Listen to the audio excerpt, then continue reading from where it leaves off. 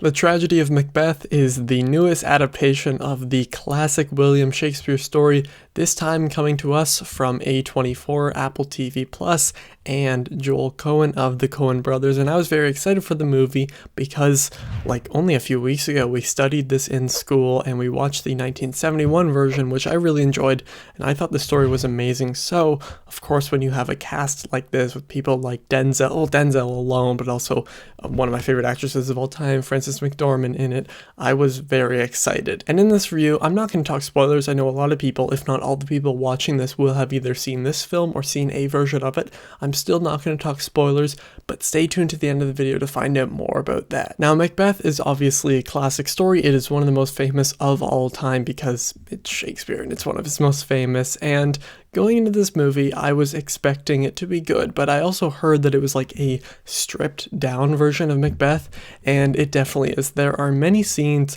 that, I mean, I don't know the play like front to back or anything, but I can definitely tell there are scenes that were cut, and there were definitely some scenes that were shorter, and at times, I will say it took away a little bit from the film, but overall, I thought that Joel Coen did a pretty good job here. I think it's interesting that one of the Coen brothers went on to direct this, but there's some passion behind this film. Once again, just like how I mentioned in the Tender Bar, there's passion behind the camera here, and that's one of the most important things you can have when directing a movie, and of course, all the acting is amazing. Denzel Washington is fantastic as Macbeth. I mean, it's Denzel, he's one of the greatest actors of all time, so of course he's amazing here. He's very expressive. I felt the only, I guess, film I can compare this to is that 1971 version, and in this one he really expresses his emotions a lot more than the actor from that 71 film. And then Frances McDormand plays Lady Macbeth, and she opposes that because she keeps a lot of it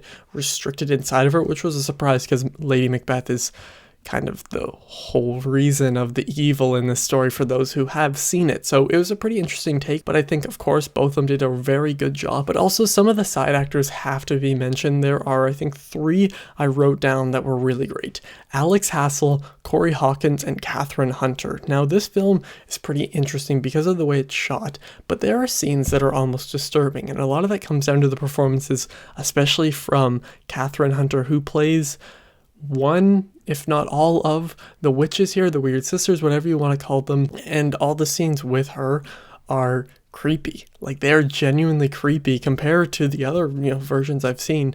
They're creepy, and I think that she did a very, very good job. Also, Corey Hawkins is amazing. I can't remember if I've seen him in anything before, but there's a lot of power behind some of his stuff. And if you know the story, you know that Macduff goes through some pretty sad and intense things, but I thought he did a really good job. But possibly the biggest standard here of the side cast was Alex Hassell as Ross. Now, Ross is really brought into the forefront here, at least that's what I felt, and he was in a lot more scenes than I remembered from the written play or that 71 film, and I thought the guy was amazing because you could never tell which side he was on. Was he on the side of good or the side of evil? Depends on how you look at it, and I thought that's what really made his performance so interesting and intriguing. And as I mentioned, this film looks amazing. Obviously, Dune will win cinematography, and it should, but this one will also be nominated at the Oscars as well, and it deserves to be because it is gorgeous. Although I will say, sometimes it does take away from the location here. Now, the location is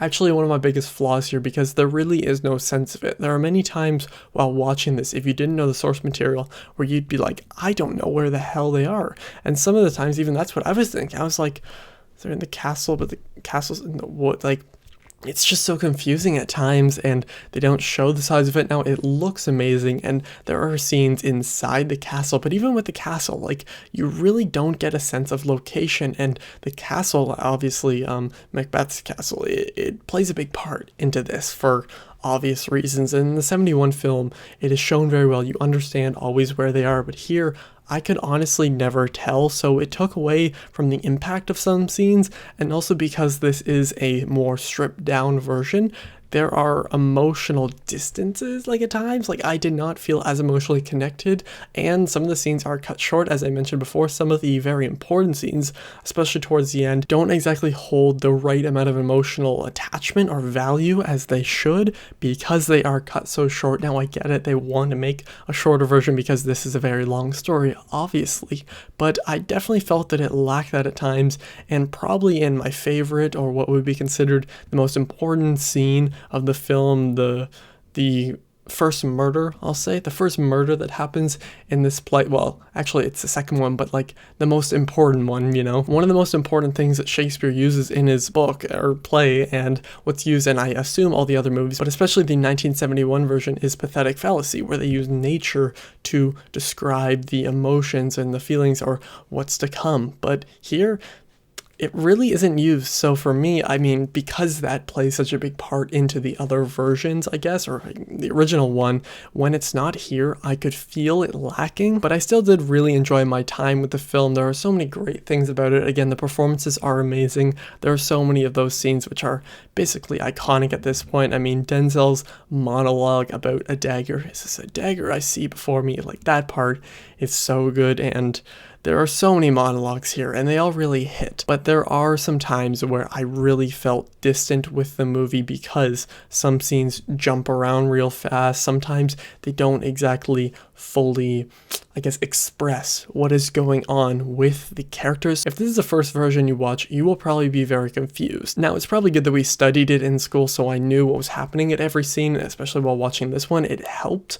But I would actually recommend this one to people who have seen other versions of it. This should not be the first one you watch, but you should definitely check this out and watch it on a very big screen because the film is gorgeous. It's on Apple TV Plus right now. It's in stunning 4K, and it's in the 4:3, so in a box, and it looks amazing. The close-ups, they just blew my mind. I said this, I think, in my review of like Citizen Kane, like nearly 2 years ago now, which is just crazy. But there is nothing more impactful in film than a 4:3 aspect ratio black and white close-up. And again, this film is shot very well. The action scenes are great, but there are times where the mist or something like that will take away from the film, and some scenes like the apparitions, I'll say, that's just an example I'll give because it's very broad for those who haven't seen it, feel cut very short and don't hold the same impact that they should. But still, this is a very good film. There are just some glaring issues with it, but I will say the good, unlike the story, the good overshadows the bad here, and I did enjoy my time with it. It's only an hour and 45 minutes, so it really flies by, and there are some powerful scenes here. Joel Coen's The Tragedy of Macbeth is a bold, striking, and unique take on the classic Shakespeare story. Although lacking at times because of its stripped-down story, the film still feels like an experience in the end. Denzel Washington and Frances McDormand lead the film with power, but others like Alex Hassell, Corey Hawkins, and Catherine Hunter should not go unheard of. This is a beautiful film that deserves to be watched on the best screen possible. I'm going to give The Tragedy of Macbeth a 3.5 out of 5. Again, it's good. It is actually really good, and I would recommend it if you are familiar with the story though. But one of the big issues is that if this is supposed to be a stripped down version, it should be easier to digest, but I felt that it was more difficult to because I had to fill in the gaps myself from memory. But again, I'll stop rambling on here because I'm going to talk full spoilers and in-depth here on my Patreon page. Now, I haven't actually talked about this on YouTube yet. I'm going to make a video tomorrow talking more in depth about the Patreon page, but I have started that, and I think that my spoiler-filled, I guess, discussion or review, if you want to call it that, will be out on Sunday because there's lots with this film I want to talk about and compare more to that 71 version, at least from what I remember, because there are some important scenes here. I do recommend this film if you do enjoy the story of Macbeth, but if you have seen it, let me know what you think of it down below, and thank you all for watching. I'll see you guys next time. Over and out.